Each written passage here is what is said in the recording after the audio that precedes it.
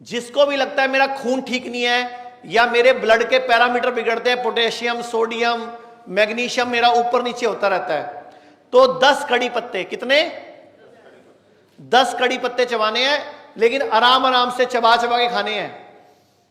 और खाने में पुदीने की, धनिए की, कड़ी पत्ते की चटनी आंवले के साथ, ये शुरू कर दो। नियम बना लो, चटनी दोबारा से शुरू करो, पुरानी आदतें।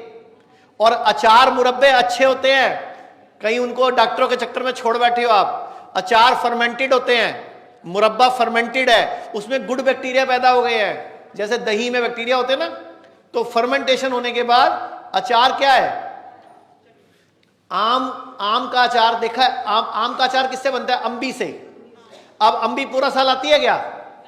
हमारे पूर्वज इतने सियाने थे कि अम्बी में antioxidant, anti inflammatory, healing properties हैं, तो पूरा साल अम्बी खाई जाए, आम का अचार बना दिया।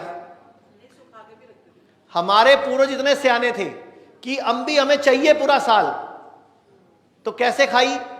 अचार बना के। ऐसे ही आप लोग कई तरह के मुरब्बे यूज करते थे पहले। आंवले का मुरब्बा घरों में कॉमन होता था, आजकल गायब हो गया। अच्छा, कोई भी चीज रोज नहीं खानी। कोई भी चीज खाओ, फिर 2-4 दिन छोड़ दो, फिर 10-15 दिन खाओ, 2 दिन छोड़ दो, फिर 3-4 दिन खाओ, 1 दिन छोड़ दो। लगातार कुछ भी कोई नहीं करना, कुछ भी, क्योंकि बॉडी सम हो जाती है, बॉडी फिर उसका असर नहीं लेती। अगर आप चाहते हो ना आपकी बॉडी पे असर करे ये चीजें, तो लगातार नहीं खानी। 5 दिन खाई, 1 दिन छोड़ दी, 2 दिन छोड़ दी, कभी 5 दिन छोड़ दी। और ये नहीं कि नियम सेम हो, चेंज करते रहो बॉडी को।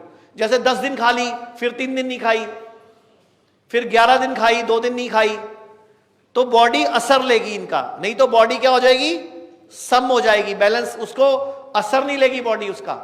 इसीलिए जब नवरात्रे आते हैं तो आप प्याज लहसुन छोड़ देते हो। हमारे पूर्वज बहुत सियाने थे, क्योंकि लहसुन क्या करता है? आपकी बॉडी की ब्लॉकेजेस खोलता है।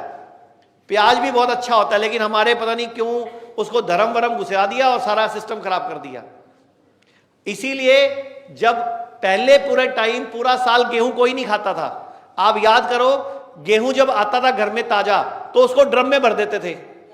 पहले पुराना करते थे, पुराना होने के बाद थोड़ा सा निकालते थे हफ्ते का, फिर उसको भिगो के रखते थे 2 घंटे, फिर सुखाते थे, फिर पिसवाते थे 1 हफ्ते का। लेकिन आजकल आप पिसा पिसा आटा ले आते हो, वो ताजे अन्न का होता है। आयुर्वेद में क्लियर वर्णित है, नव अन्न नहीं खाना होता, मतलब ताजा अन्न बॉडी को नुकसान पहुंचाता है। और गेहूं पहले पूरा साल कोई नहीं खाता था।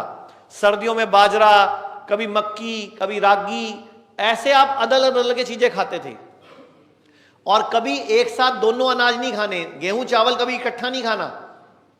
अगर गेहूं खाया तो पूरा दिन गेहूं खाओ, चावल खाया तो पूरा दिन।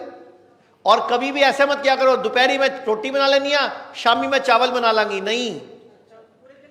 एक दिन, पूरा दिन एक ही चीज पे रहो। बॉडी को पूरा न्यूट्रिशन तो मिलने दो उसका। आपस में वो, उनकी आपस की जो एनर्जीज है, उनके जो आपस में तत्वों का बैलेंस नहीं है। चावल में 0.2% फाइबर है, कितना? 0.2। गेहूं में 1% फाइबर है, और मिलेट्स में 8 से 12% फाइबर है। और मिलेट्स जब खाने हैं तो कम से कम 4-6 घंटे भिगोने हैं। कितने घंटे? 4 से 6 घंटे। और बेस्ट होता है अगर आप मिलेट को फर्मेंटेड करके खाओ, खमीर उठा के। और दही अगर खानी है, अगर तो देसी गाय का प्योर दूध मिले तो ले सकते हो।